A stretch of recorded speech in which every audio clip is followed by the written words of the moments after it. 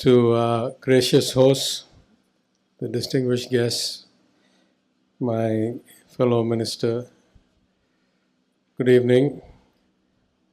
Thank you all for this wonderful opportunity to address all of you on such an important day where we celebrate the independence of India and of the United States over many centuries.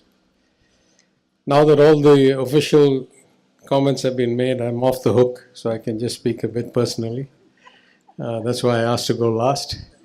I must say that though I've never been here before, I feel a bit at home, partly because of the warmth of the Consul General's hospitality, partly because I must say that I spent the better part of my adult life in the US.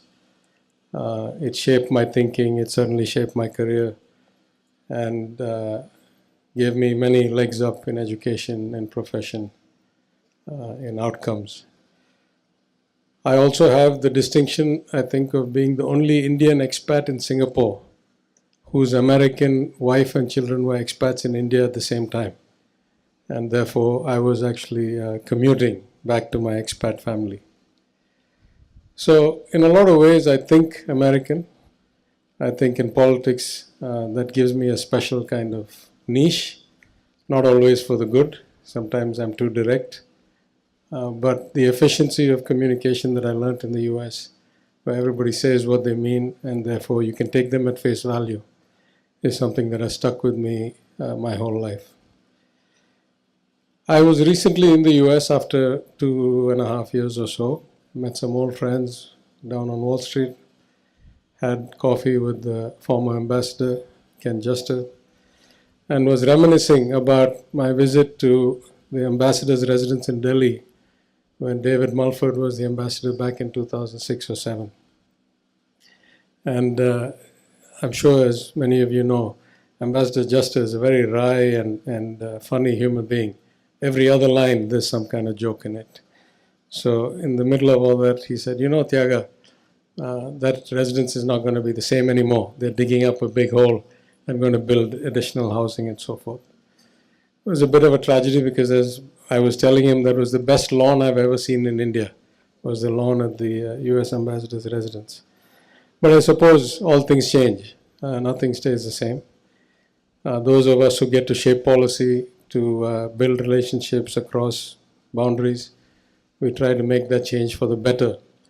And in that sense, as my fellow minister said, we are extremely happy that the Tamil diaspora, the connection in the US, I think the Tamil diaspora is greatly overweight compared to the 6% of the population or the 10% of the economy that we are.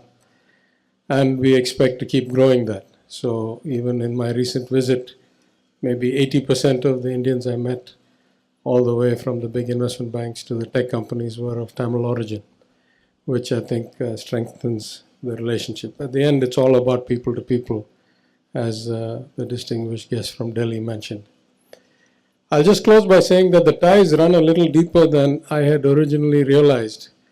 My senior minister and I come from a movement we call the Dravidian movement. And the Dravidian movement, as you know, espouses social justice, equality, inclusion, has a lot to do with the civil rights movement, as others have mentioned. But one aspect of it had not come to my attention till about a year ago when I went to release a book. And there is a very scientific and scholarly work that shows that much of what we consider the Dravidian oratory style, what we call Medai Pechu, the flourishes, the repetitions, the rhetoric, actually is derived from the Protestant rhetoric of the preachers in the US. And it came from there through Sri Lanka, through the Sri Lankan Tamils to the Dravidian movement. And so even the language and the oratory, if you hear somebody like a Jesse Jackson speak, is very similar to what Dravidian political speeches on public platforms happen. So our cultures are integrated in ways that I had certainly not realized in the 20 years I lived there. But I'm sure that the ties will grow economically, culturally, personally. I thank you all once again. This is a wonderful relationship. And thank you everyone for investing in it, and thank you for inviting me. Thank you.